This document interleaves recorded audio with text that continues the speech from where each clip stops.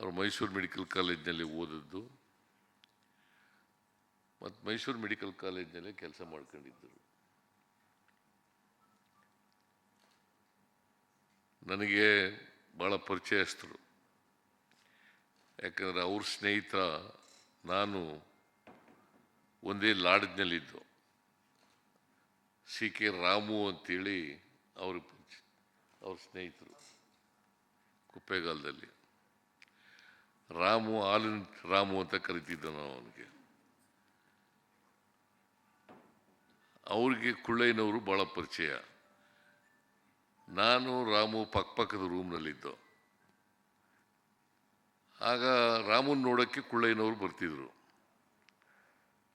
ಆಗ ಪರಿಚಯ ಆಯಿತು ನನಗೆ. ಮತ್ತು ಪಕ್ಕದೂರವ್ರು ಬೇರೆ ಪರಿಚಯ ಆಯಿತು. ಅವರು ಡಾಕ್ಟ್ರ್ ಆಗಲೇ ನನಗಿಂತ ಮೊದಲೇ ಓದ್ತಾ ಇದ್ದರು. ನಾನು ಡಾಕ್ಟ್ರ್ ಆಗಬೇಕು ಅಂಥೇಳಿ ನನಗೆ MBBS ಸೀಟ್ ಸಿಕ್ಕಲಿಲ್ಲ. ಹಾಗಾಗಿ ನಾನು ಲಾಹ ಓದಬೇಕಾಗಿ ಬಂತು, ರಾಜಕಾರಣ ಮಾಡಬೇಕಾಗಿ ಬಂತು. ಸದ್ಯ ಈಗ ಮುಖ್ಯಮಂತ್ರಿ ಆಗಲಿಕ್ಕೆ ಅವಕಾಶ ಸಿಕ್ತು. ಒಂದು ವೇಳೆ ಡಾಕ್ಟ್ರ್ ಆಗ್ಬಿಟ್ಟಿದ್ರೆ ನಾನು ರಾಜಕೀಯಕ್ಕೆ ಬರೋಕ್ಕೆ ಆಗ್ತಾನೇ ಇರಲಿಲ್ಲ. ಸೊ ಹಾಗಾಗಿ ಭಾಳ ಮುಖ್ಯವಾಗಿ ಗಿರೀಶ್ ಚಂದ್ರ ಇದಾರಲ್ಲ, ಒಂದು ಆಸ್ಪತ್ರೆ ಮಾಡಿದ್ದಾರೆ. ಆಸ್ಪತ್ರೆ ಮಾಡಿ ಲಂಡನ್ನಲ್ಲೆಲ್ಲ ಓದ್ಕೊಂಡ್ಬಂದಿದ್ದಾರೆ. ಜೊತೆಗೆ ಮೂಳೆ ಡಾಕ್ಟ್ರು.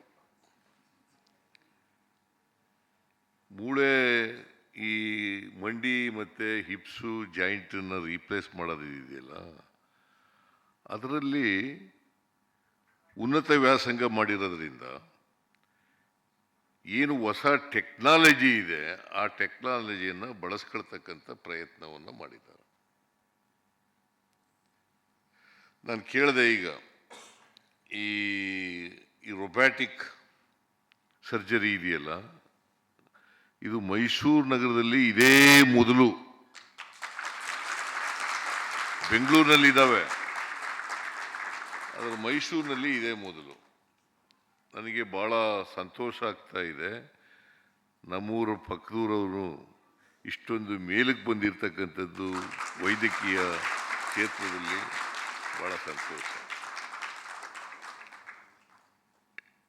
ಕುಳ್ಳಯ್ಯನವ್ರ ಹೆಸರು ಉಳಿಸ್ತಾರೆ, ಮತ್ತು ಕುಪ್ಪೇಗಾಲದ ಊರು ಆ ಹೆಸರನ್ನು ಕೂಡ ಉಳಿಸ್ತಕ್ಕಂಥ ಕೆಲಸವನ್ನು ಮಾಡ್ತಾರೆ. ಎಲ್ಲಕ್ಕಿಂತ ಮುಖ್ಯವಾಗಿ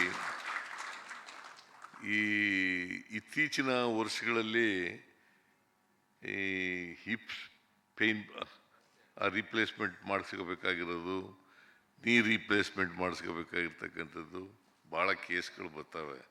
ಭಾಳ ಜನ ಈಗ ಮೊದಲೆಲ್ಲ ಹೆದರ್ಕೋತಾ ಇದ್ರು, ನೀ ರೀಪ್ಲೇಸ್ಮೆಂಟ್ ಮಾಡಿಸ್ಕೊಳ್ಳೋಕ್ಕೆ ಭಾಳ ಹೆದರ್ಕೊಳ್ಳೋರು. ಈಗ ಭಾಳ ಜನ ಮಾಡಿಸ್ಕೋತಾರೆ. ಸುಮಾರು 70 ವರ್ಷದ 80 ವರ್ಷದವರೆಲ್ಲ ಈಗ ಮಾಡಿಸ್ಕೊತಾ ಇದ್ದಾರೆ.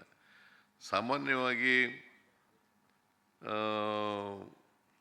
60 ವರ್ಷ ಆದಮೇಲೆಲ್ಲ 60 ವರ್ಷ ಆದಮೇಲೆ ಈ ನೀ ಪೇಯ್ನು ಶುರುವಾಗುತ್ತೆ, ಮಂಡಿ ನೋವು. ಆ ಶುರುವಾದ ಮೇಲೆ ಭಾಳ ಜನಕ್ಕೆ ತಿರುಗಾಡೋಕ್ಕಾಗಲ್ಲ. ನನಗೂ ಸ್ವಲ್ಪ ನೋಯ್ತದೆ ಈಗ, ಅದಕ್ಕೆ ತೋರಿಸ್ಬೇಕು ನಾನು ಡಾಕ್ಟ್ರಿಗೆ.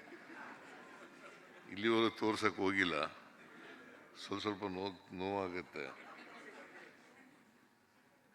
ನನಗೀಗ ಆಗಸ್ಟ್ 3ನೇ ತಾರೀಕು ಬಂದರೆ 77 ವರ್ಷ ಆಗ್ಬಿಡ್ತದೆ.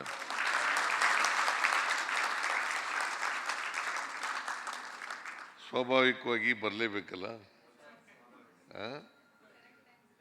ಸೊ ನನಗೆ ಏನಾಳು ಒಂದು ವೇಳೆ ನೀ ರೀಪ್ಲೇಸ್ಮೆಂಟ್ ಮಾಡಿಸ್ಕೊಳ್ಳೋ ಪರಿಸ್ಥಿತಿ ಬಂದರೆ ಬರಲೇ ಇರಲಿಲ್ಲಪ್ಪ.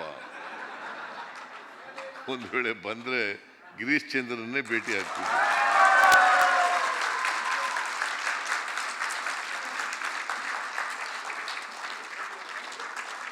ಸೊ ಮೈಸೂರು ನಗರದಲ್ಲಿ ಇಂಥ ಒಂದು ರೊಬ್ಯಾಟಿಕ್ ಸರ್ಜರಿ ಮಾಡ್ತಕ್ಕಂಥ ಒಂದು ಅವಕಾಶ ಸಿಕ್ಕಿರ್ತಕ್ಕಂಥದ್ದು ಭಾಳ ಒಳ್ಳೆಯದು.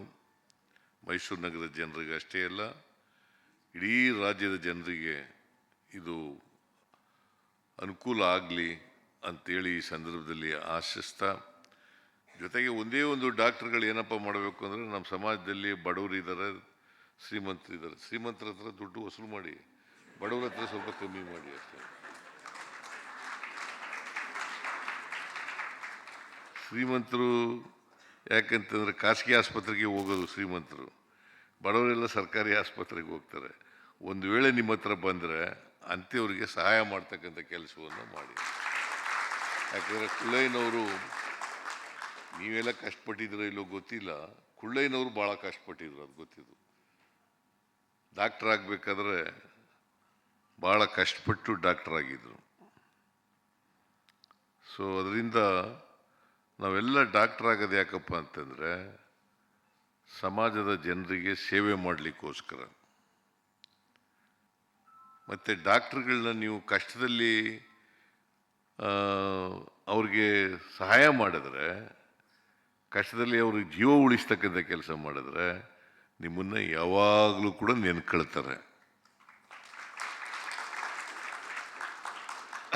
ಅದಕ್ಕೋಸ್ಕರ ಬಡವ್ರ ಬಗ್ಗೆ ಹೆಚ್ಚು ಕಾಳಜಿ ಇರಲಿ, ಮತ್ತು ಸಮಾಜದ ಬಗ್ಗೆ ಕಾಳಜಿ ಇರಲಿ, ಸಮಾಜಮುಖಿಯ ಕೆಲಸ ಮಾಡಿ ಅಂತ ಹೇಳ್ತಾ, ಎನಿವೆ ಈಗ ನಿಮಗೆ ರೊಬ್ಯಾಟಿಕ್ ಸರ್ಜರಿ ಬಗ್ಗೆ ವಿಶೇಷ ಜ್ಞಾನವನ್ನು ಪಡ್ಕೊಂಡಿದ್ದೀರಿ. ಆ ಜ್ಞಾನ ಸಮಾಜದ ಜನರಿಗೆ ಉಪಯೋಗ ಆಗಲಿ ಅಂತೇಳಿ ಹಾರೈಸಿ ಈ ಕೇಂದ್ರವನ್ನು ಅತ್ಯಂತ ಸಂತೋಷದಿಂದ ಉದ್ಘಾಟನೆ ಮಾಡಿ, ಅವರಿಗೆ, ಅವರ ಕುಟುಂಬ ವರ್ಗದವರಿಗೆ ಆಯಸ್ಸು ಆರೋಗ್ಯ ಕೊಡಲಿ ಅಂತೇಳಿ ಆಶಿಸಿ ನನ್ನ ಮಾತನ್ನು ಮುಗಿಸ್ತೇನೆ.